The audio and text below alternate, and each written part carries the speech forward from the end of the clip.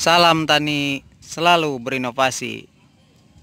Kali ini saya berada di lahan uji coba dengan plot ketiga. Ini plot ketiga. Lokasinya nanti plot kedua dan ke-1 ada yang di sebelah sana. Ini sudah nandur kemarin dan rata-rata untuk selisih dengan tetangga sawah yang sebelah sini itu rata-rata 4 hari, yang sebelah sana juga sama, rata-rata 4 hari, ada yang 5 hari, ada yang 3 hari, tapi rata-rata 4 hari di sana ya.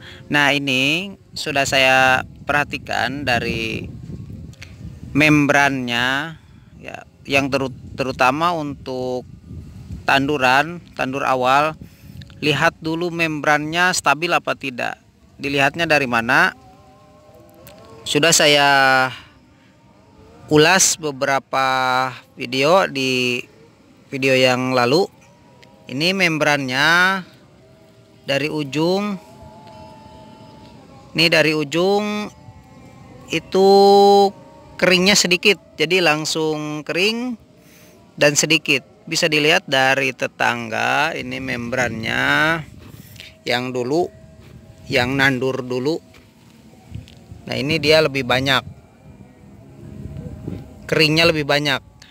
Jadi tadinya ada kebocoran, jadi langsung lebih bawah keringnya. Kalau ini dia langsung berhenti. Yang lahan plot untuk uji coba ini organik. Saya terapkan, berarti ini kalsiumnya sudah cukup, sudah bisa menunjang untuk ditandur tahap awal. Dan bisa diperhatikan ini untuk daun-daun yang kering ini menandakan tadinya dia terlalu muda atau lemas. Makanya seperti ini langsung ngering seperti ini, dan akan menumbuh daun yang baru. Nah, seperti ini ya. Ini daun yang baru akan tumbuh. Jadi yang ini dibiarkan kering, tumbuh daun baru, padahal ini baru sehari sudah numbuh. Nah, untuk yang seperti ini sudah lemas begini, berarti dia daunnya muda. Itu bahan yang dimakannya nitrogennya sudah jadi asam amino. Jadi kalau peribahasa menyatakan bukan nasi lagi, tapi sudah menjadi bubur. Makanya lebih mudah untuk diserap atau dicerna. Kalau untuk manusia itu lebih cepat dicerna, karena nasi dan bubur berbeda. Nah, ini asam amino berarti sudah menjadi bubur, makanya dia lebih cepat untuk dicerna. Dan hasilnya ke daun itu akan lemas ya, makanya saya tidak rekomendasikan untuk penggunaan nitrogen di pembibitan, apalagi H-1 untuk pengaplikasian nitrogen. Kalau tabur itu H-5 atau H-4, jangan terlalu banyak, secukupnya saja.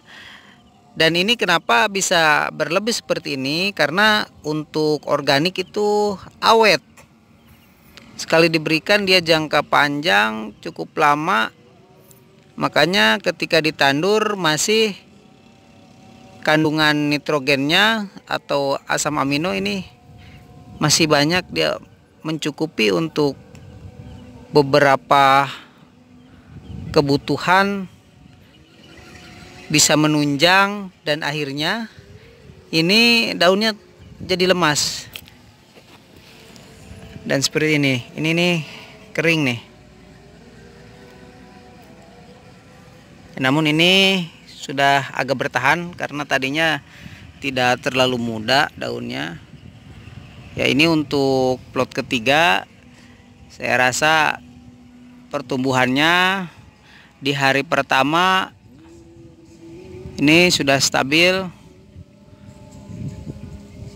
Tinggal bisa dilihat nanti untuk plot kedua dan ke-1 di sana bagaimana untuk perbedaan tanah.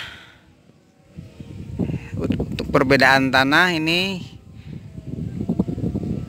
hampir sama kalau di sini. Dan lahan yang ini itu lahan yang kurang bagus. Diterapkan juga bibitnya yang kurang bagus juga. Jadi tidak masalah. Di lahan uji coba lebih baik lahan yang kurang bagus atau tidak bagus sama sekali, nggak masalah.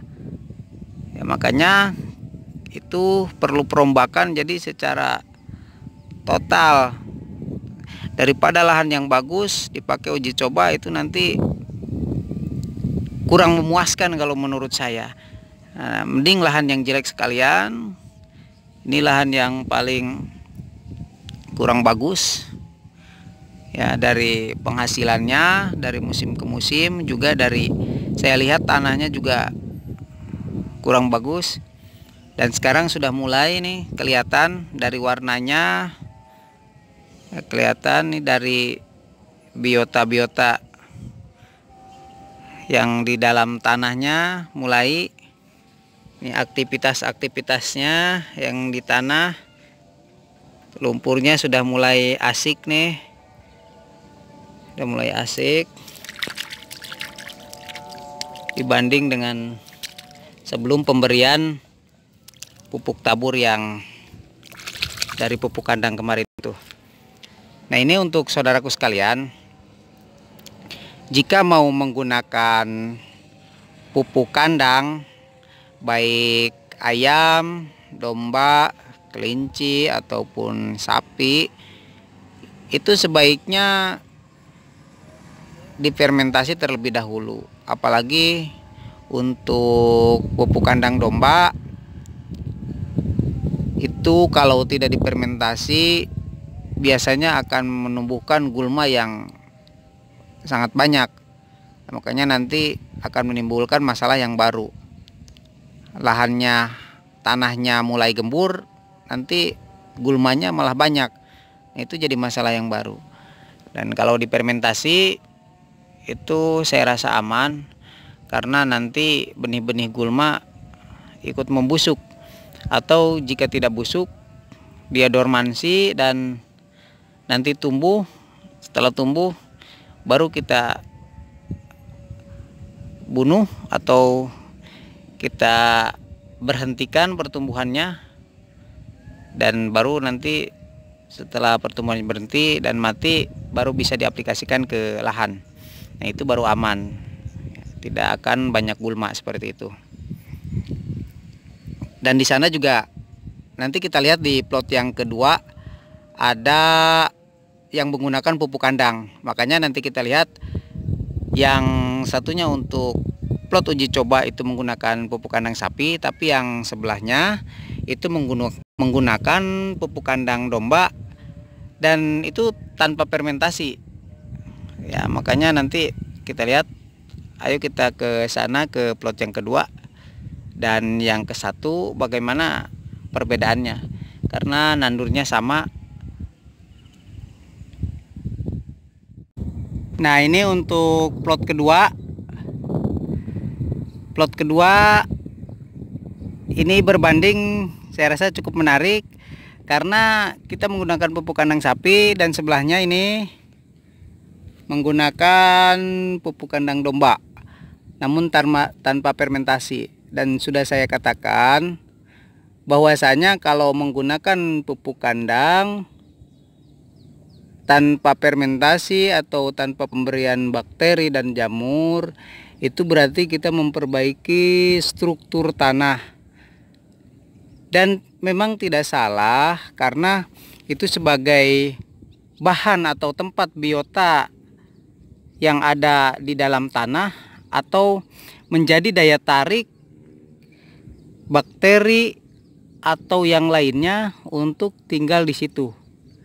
Dan alangkah baiknya ketika ditambahkan dari awal, maksud saya seperti itu, ditambahkan dari awal baik bakteri atau jamur, dan sehingga ketika diaplikasikan ke lahan itu akan cepat berkembang biak, karena bakteri hitungan jam berkembang biaknya, bahkan bisa hitungan kurang dari 1 jam itu bisa berkembang biak.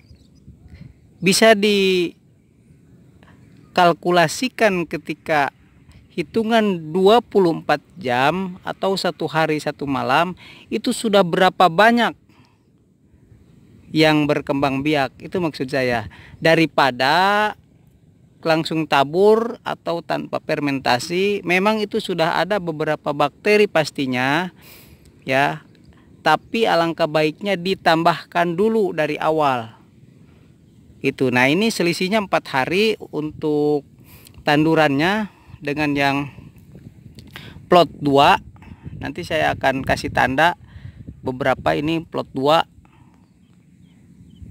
Plot 2 ini saya rasa selisih 4 hari dengan tetanggaan ini, tetangga sawah, tapi hasil panen tidak menentukan kalau tandurnya selisih. Dan selisih tandur 1-10 hari itu bisa berbarengan ketika kita pemeliharaannya bagus. Bahkan bisa lebih dulu ya, meskipun ketinggalan 10 hari. Nah, coba nanti kita bisa lihat ini selisihnya. Saya tertinggal 4 hari. Ini tertinggal 4 hari dengan yang sebelah sini, tapi saya rasa nanti ini mudah-mudahan pertumbuhannya kita bisa lebih cepat. Dan alangkah baiknya untuk saudaraku sekalian ketika nandur pas awal itu, jika mau menggunakan pupuk starter boleh 3 atau 4 hari, tapi lihat dulu kondisi padinya sehat apa tidak. Kalau sehat boleh tabur ya, tapi kalau kondisinya banyak serangan hama itu jangan dulu ya, direm dulu, mending aplikasi pestisida dulu. Karena sebagai pelindung ya, rencana saya juga ini 7 hari mau aplikasi spray pestisidanya, bikinlah ya, pestisidanya bikin. Terus untuk nutrisinya sudah ada, kemarin saya buat dari pupuk kandang sapi, dibikin 2 produk ya, sudah saya bahas, yang cair dan yang padat. Yang cairnya kita berikan di atas, yang padatnya berikan di bawah, jadi atas bawah kena gitu. Nah, ini kita bisa lihat untuk pestisidanya kita bikin biar lebih sehat ya. Adapun untuk saudaraku sekalian, jika mau menggunakan pestisida untuk tahap awal boleh silakan gunakan ya, yang rendah-rendah aja dulu, Dimehipo, Asepat ya, Monosultap kelas-kelasnya, Imidacloprid silahkan ya. Untuk tahap awal jangan dulu gunakan yang santer-santer lah ya. Jadi kita bisa hemat dari awal. Terus jika ada serangan sedikit, naikkan saja konsentrasinya, jangan dulu berpindah. 2 kali aplikasi, maksimal 3 kali aplikasi, baru kita rolling. Itu untuk beberapa pestisida.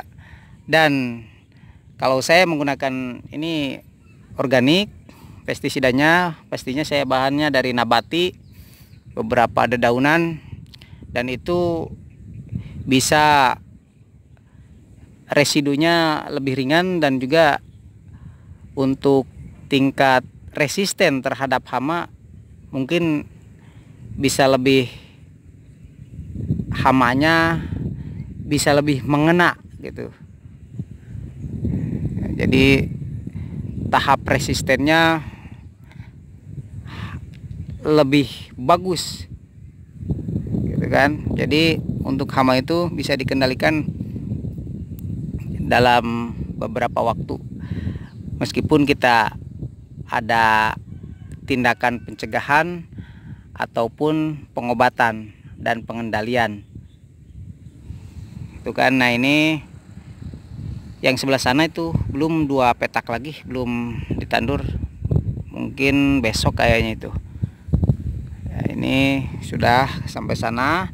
Dan plot 1 saya rasa tidak jauh beda seperti ini ya, tetangganya sama, selisihnya 4 hari. Rata-rata yang lain nandurnya berbarengan, cuman ini selisih 4 hari lebih